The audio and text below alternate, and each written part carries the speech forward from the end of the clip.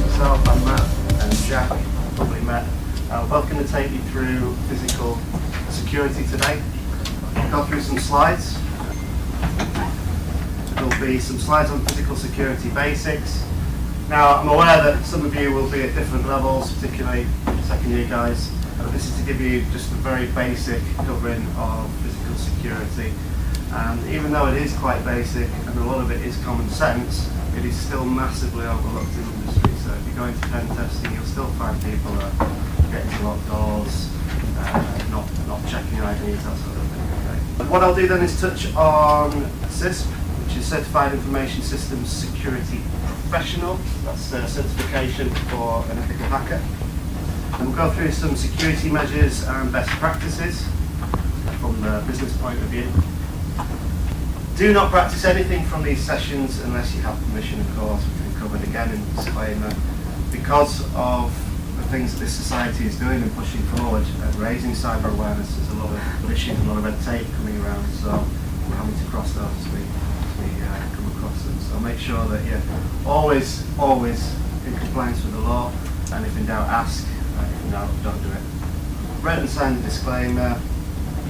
Just again to reiterate, with that disclaimer, we won't be responsible for anything that you do with the information that you've learned from these sessions. Okay, it's your responsibility to be ethical and to obey the law. Okay. A couple of laws to be familiar with, obviously the Computer Misuse Act, but for this session in particular, just the basic law really. Some obvious ones are burglary, breaking and entering, trespassing, criminal damage, theft, etc. Going equipped. Yes. Okay, so what is physical security? It's the hard, tangible stuff that stops you gaining access to something, or a system, or unauthorized access. Okay. Its physical security encompasses the protection of personnel, hardware, software, networks, and data from injury, damage, or loss due to physical events such as fire, flood, national disasters, terrorism, burglary, theft, or vandalism. And as I mentioned earlier, even though it's one of the most important aspects of security, it's still massively overlooked by a lot of companies. And you'd be surprised at the size of them as well. Okay. It's quite scary actually from a lock store point of view, like how cheap people, like how much money people spend on locks, on like stupidly expensive equipment, and they'll spend like £10 on a lock, which can be bypassed in literally seconds. So, two main types of threat. I'm not really a threat. That's a dodgy picture of me. The natural and human. This was exactly 10 years ago, and never got complaints and rapes. There you go. Throw that in there for a bit of humour. Yeah, so choke to that, unfortunately. So, protecting important data, confidential information, networks, software equipment, facilities, companies' assets, and personnel is what physical security is all about. And the two main areas, obviously, natural and human. So, when we talk about natural, we're talking about acts of God, floods, solar flares, electromagnetic disturbance, even stampedes in some cases. Okay. And second is malicious attacks, so that's hackers, black hats. So people that intentionally do something maliciously to the system. I think we can take that from hackers and put it just criminals in general. Yeah. And again, just reinforcing the fact that it is dead easy in a lot of cases to get into a lot of supposedly secure facilities, areas, compounds, companies, businesses, offices, just because they aren't doing the right thing with regards to hardware. And while connection vulnerabilities provide armchair hackers an easy inroad, physically infiltrating the facility to facilitate data theft or destruction is still crazy easy for us to diverse. How do you evidence accident?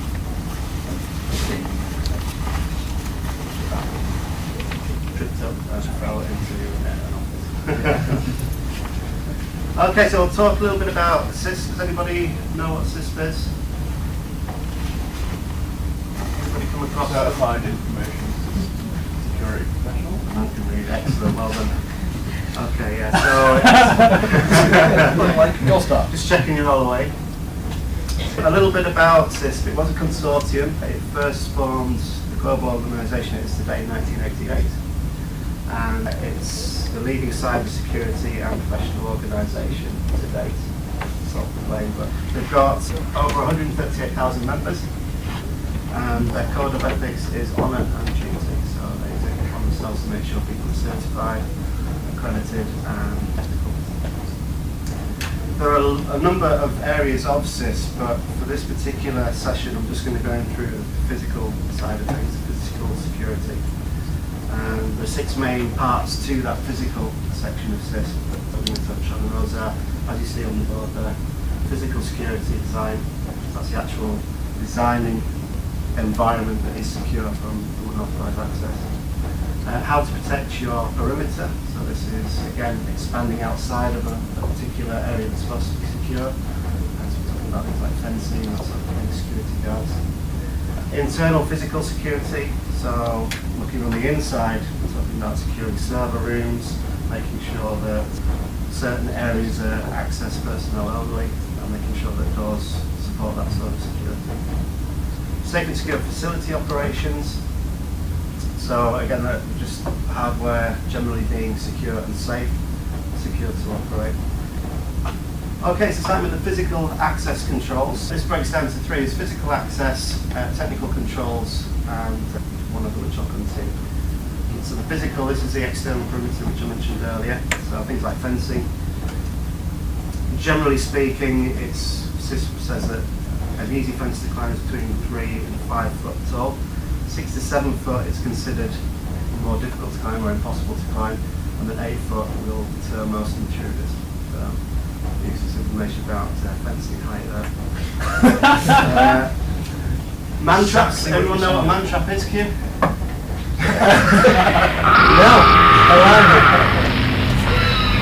Man traps. That's basically a not quarantine area, but it's a 2-door access to a building or an office, where you're going through one door, it has to shut and lock behind you, and then you go into the next one.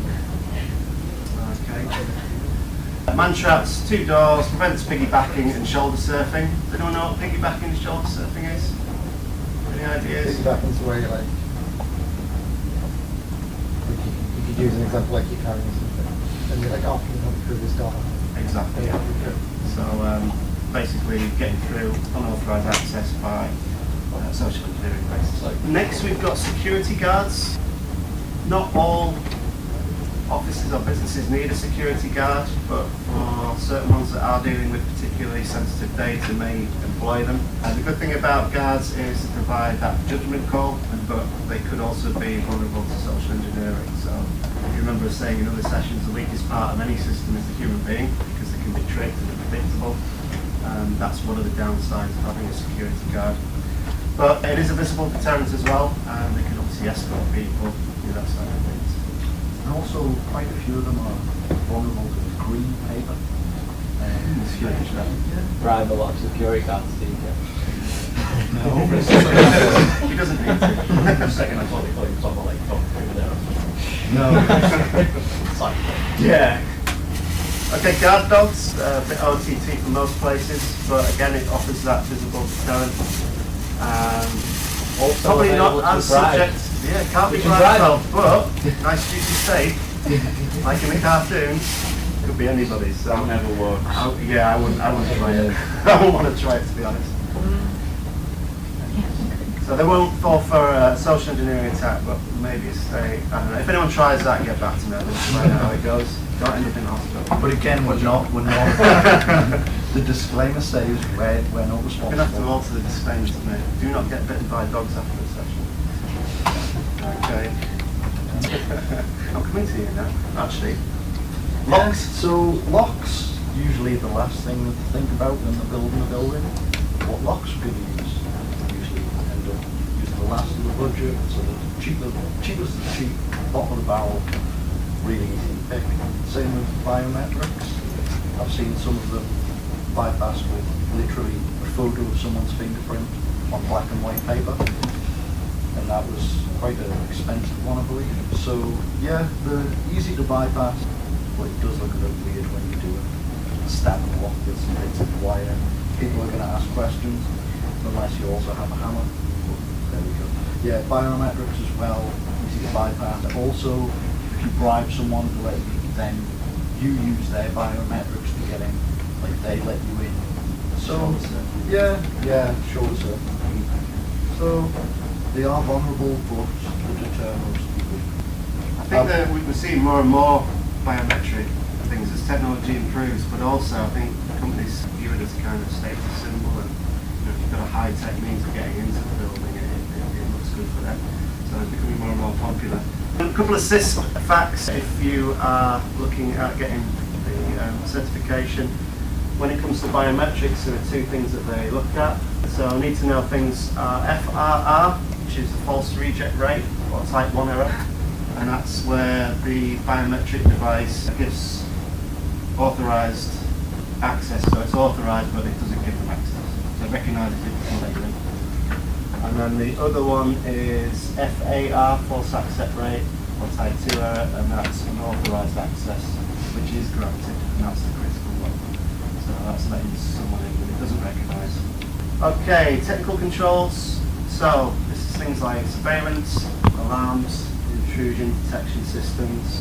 The obvious one with surveillance is CCTV, and I still think to this day it's one of the most reliable, biggest deterrent for criminals. You've actually got a record of what's going on. But you do have to be careful, you have to be compliant with privacy laws and make sure that you're not breaking anything. Also having cameras pointing other cameras in case someone tries to break a camera. You've got evidence of them doing so. A lot of the time with like CCTVs and stuff like that, if you see someone walking around in a balaclava and obviously trying to hide from CCTV, you know you're not supposed to be there. And if they're trying to get physical access to a computer or something like that, they're usually wearing plain clothes or a suit or something like that that makes them blend in, which means that if you see them getting physical access, they will almost always be available for identification if you've got CCTV. Yeah. And it's high quality and not the pixelated stuff you see on your crime. Can you tell me exactly where to look at? I can. You can see them as you go in. They're not hidden. But the thing about that is we had to keep a record. The local council's policy was we had to keep a record for the last 30 days. So all 8 cameras had to be recorded, and we had to keep it recorded that was accessible for 30 days after the event. So it's only ever 30 days? For that particular compound that I was in, that complex. So it could vary from different ones. And I think the policy changes with the police in different areas as well. So it could differ from, London may be different from Darlington, for example. Alarms, an obvious one, obvious deterrent, loud and often flashy. It raises the alarm and stops potential intrusions. Intrusion detection systems. These are a little bit more tricky because you can have motion sensors within an office space or a building, and if you're pen testing, for example, you're not always going to see them very obviously straight away, and they're often going to trip you up. So it's really important that you do your recon really well if you know that they've got motion sensors. Yeah. But motion sensors are going to be turned off during office hours. So Yeah, an example. I get some aerosol and do that. An example of an it's- IDS it's system.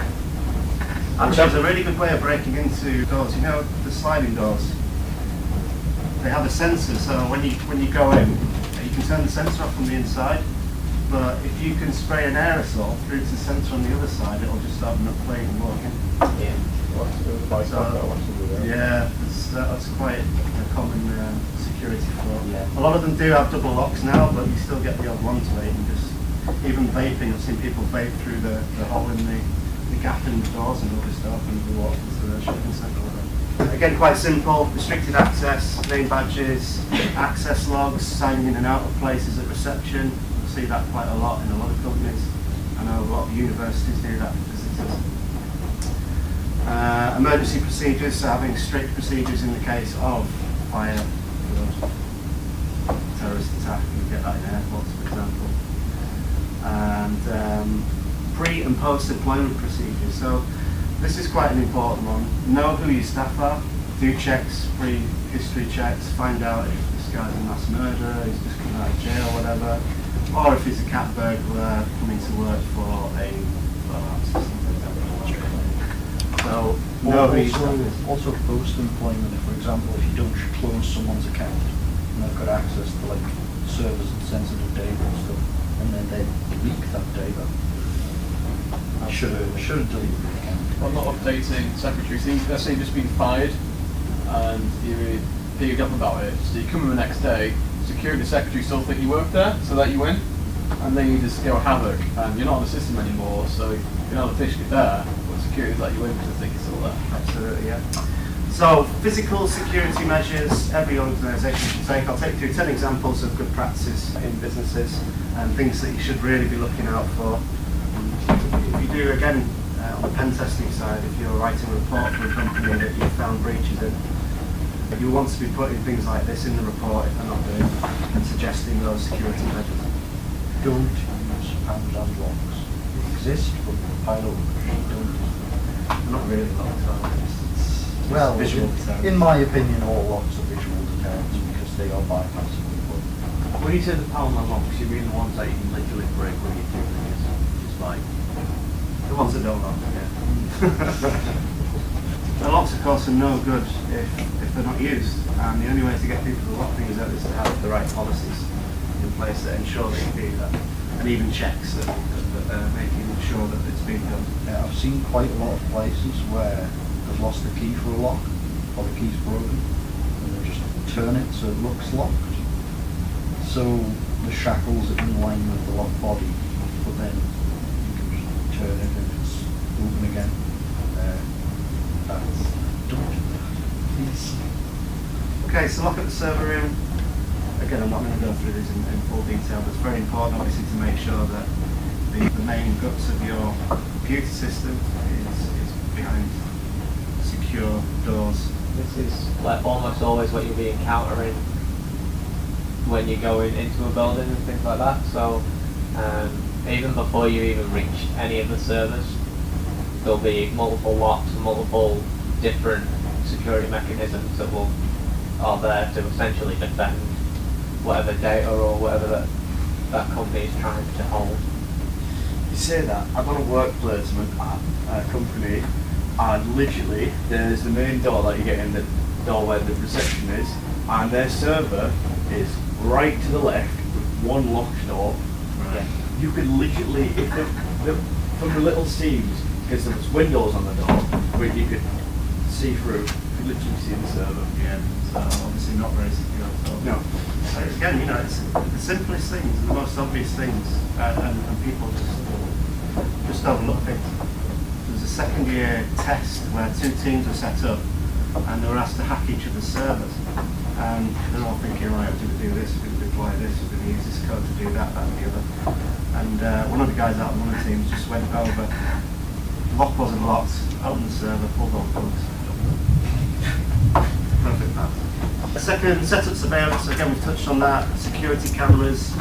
On the notes section of this slide there was a lot about the Surveillance Camera Commissioner and to do with privacy laws on there, so if you're interested in that side of things, it is important to be fairly familiar with because privacy laws are easily breached when it comes to cameras and surveillance. So make sure that you're following the right policies with regards to that. When we're talking about if you're trying to get around a camera, the main ways are obviously put a mask on, but everyone will see that. There's you can get retroreflectors. Retroreflectors will bounce the light towards the camera and will obfuscate your face, but only in dark light. The best way to get around something like this is always try to blend in, so people, even if they see you on the camera, they don't point you out. Yeah.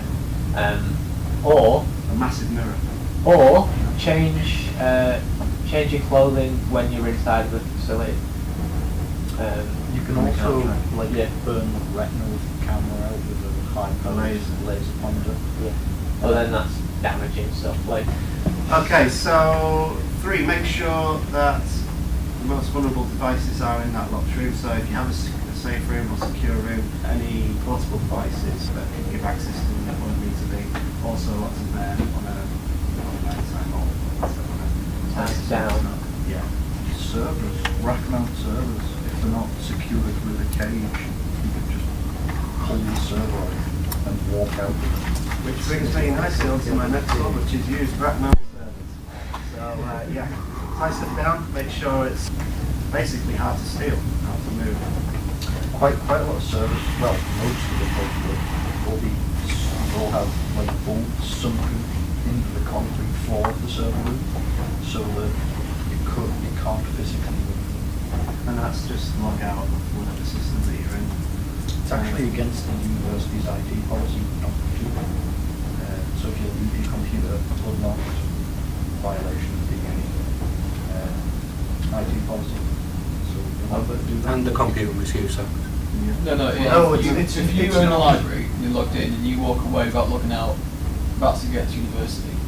But it's not If against someone then uses that. No, it's also leaving your device unsecure, and That's not computer misuse. That might come that's- under GDPR if you've got sensitive things in there, but not computer misuse. Yeah, that's not Computer Misuse Act, for example, unless it's got stupidly more amounts of definitions, because unless It it invites and authorised access. That's Yeah, you know, that's- someone can that's come what I'm onto getting your You wouldn't be breaking the CMA, somebody else might.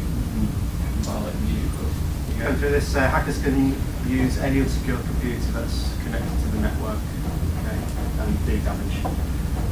Disconnect and remove computers that aren't being used, just to say stop that potential attack vector.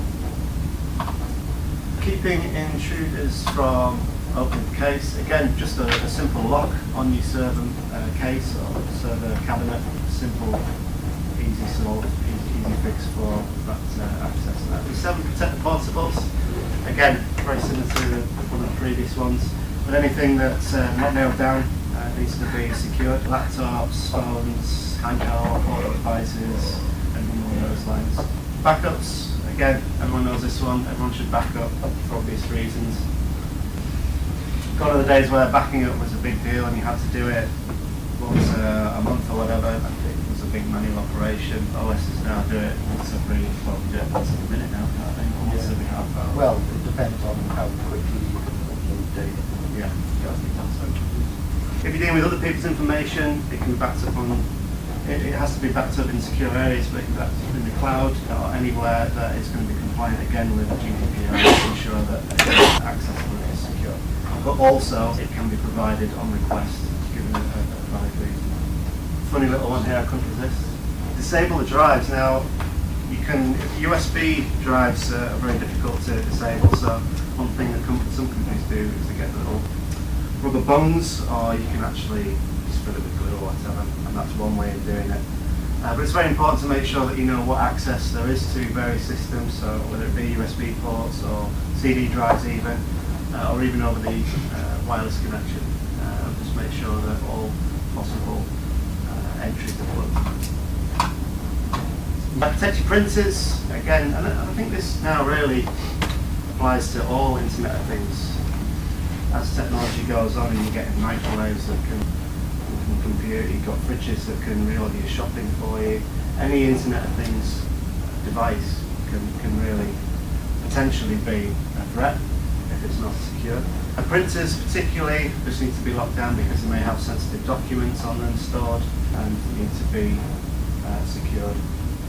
Okay, so just to summarise, remember that network security starts at the physical level. So physical security is where it's at to start with, okay?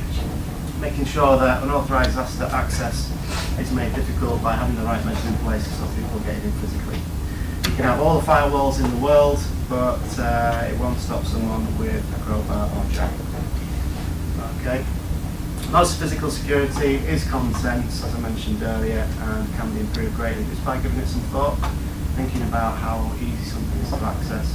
Or if you've got a criminal mind like Jack, you can think how to get in there.